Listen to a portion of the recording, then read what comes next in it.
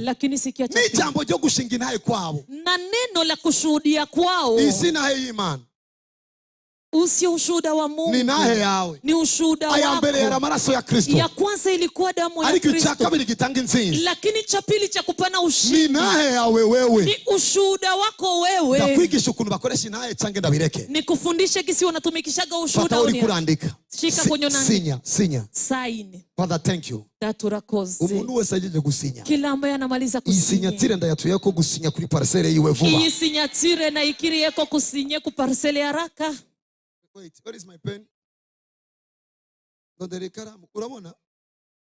Jewe sanzwe nduwizera. Mimi nakutaniwa niko mwenye kuamini. Siwe kubandanya nigisha nanje narasinya kuko nabana. Siwezi nikaendelea kufundisha na mimi si asaini. Kiretse kuba ndumuvugisho. Kutoa kwa niko nabii. Ico niratira jewe nukuba nduwizera. Chenye najivunia mimi ni kuwa mwenye kuamini. Ikintu cyose ngoresha nka formule kuri mwebwe ndagikoresha no kuri jewe. Kitu chote natumia kama formule kwenu na kitumikia pia na amaboko yawe afata ubutunzi utigeze uroba. Mikono yako ishike utajiri haujawahi kuugusa. Amaboko yawe afata ubutunzi utigeze uroba. Mikono yako igusa utajiri ambao hukuwahi kuugusa. Mwatavyo navuze. Mumeelewa vena sema. Amaraso na yande. Damu ni ya nani? Tuchane. Amaraso na yande. Yumwagazi wina. Ariki naye ni yande. Iwanje. Okay. Kansinyari wose. Acha ni saini popote. Urazi. Unajua. Ikini chagikorane ndugu zangu. Huyu ni ule mkutano ndugu zangu. Izotora 230 million. Itachukua 230 million. Ariyo umuntu agize ububwa ngo kuna mtu anasikia uoga. Nanje mejeje kuyaharura. Na mimi nilipomaliza kuzisabia.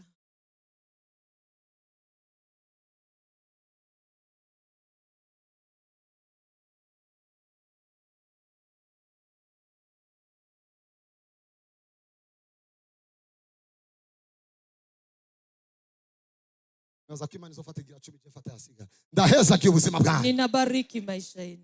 Matacho ndiko ndavuga. Mumeelewa vile niko nasema. Entre tarekana najya amafaranga. Umusi mejeje kwandika amafaranga. Ngomba kwibaza ibibazo. Kuandika hizo pesa.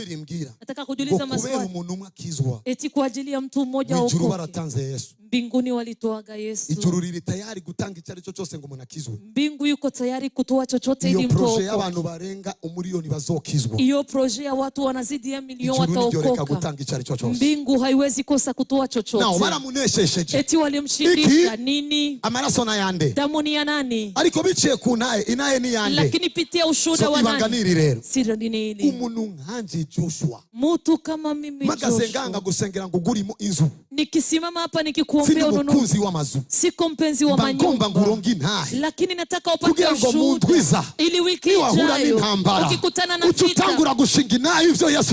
Uanze kushuhudia venye Yesu alitendaga. No. Ndakwigisha ukuntu babikora. Nikufundisha kisi wanabifanya. Urahuye n'ikintu waburaniwe. Unakutana na kitu ambacho ulikosaga. Tangura kwishingira naye wenyene. Anja kujishuhudia peke yako. Hapana gutangura ku bandi. Hapana kuanzia wengine. Hagarara nuvuge ngo biju. Simama useme biju. Uraza Imana yagukuye. Unajua kwenye Mungu alikutoa wewe. Utangura kwishingira naye. Wakati unaanza kujishuhudia. Hautapata muda wa kujidoga.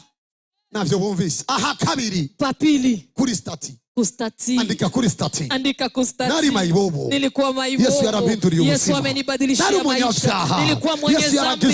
Yesu alinifanya mtakatifu. Kuri stati yao. Kustati yako. Igihe watangiye gushinga naye. Nyakati ulianza shuhudia. Uza gusubira kwandika za stati zawe ngo iyo bikunze bizokwemera.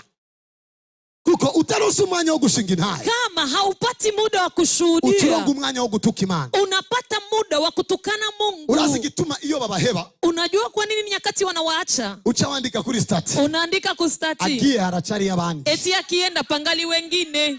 Ni kubera ko ni kwa maana utaronse umwanya wo gushinga naye. Haukupata muda wa kushuhudia. Lakini ukianza unasema. Hari umugabo yansanze ndi mubi. Arantora. Kuna mwana amenikuta niko mbaya kaniokoka. Unakutana kustati. Wanditse ngo hariho Yesu ndahiriwe. Kuna Yesu nina heri. Ndatangaje kugiye kuronga inaye izotuma shetani atsindwa. Ninatangaza kama unaenda kupata ushuhuda utasababisha ngo inaye yao. Ina maana ushuhuda wako. Ni bombe yo gukubita shetani. Ni bombe ya kumpiga shetani. Tuzikiganza jivuga ngo Mana ndagushimiye. Pandisha mkono juu useme Mungu nakushukuru. Kwikoresha neza. Ushuhuda wote naenda utumia vizuri. Kugira ngo mpandanye ivyo ndi. Sema amena kubwa ili niendelee. Ubu rero muratahuye mazana. Hivi munaelewa. Abakristo bibaza ko Imana ibahintaye kugira ngo bafungure. Wakristo wanazani Mungu anawapatia ushuhuda ili wabuze ibyo gufungura mu ijoro. Ni nyakati ulikosa chakula usiku. Ugacha wibuka Imana yagukoreye mariage. Unakumbuka Mungu alikufanyia ndoa. Ugatangura gushinga intahe. Unaanza shuhudia. Nacho nari ndimo. Nilikuwa sina chochote. Lakini Mungu alinipa ndoa.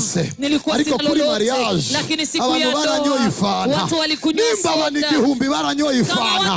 Rino joro ndashobora nanje kuronka icyo mfungura. Siku na mimi naweza nikapata chakula. Testimony. Inahe. Mana ndasenze rero kubera ko batahuye. Mungu naomba maana wameelewa. Izuba nilirengane batararonga intahe mu izina rya Yesu. Jua lisipiti kabla hawajapata ushuhuda kwa jina la Yesu. Amen.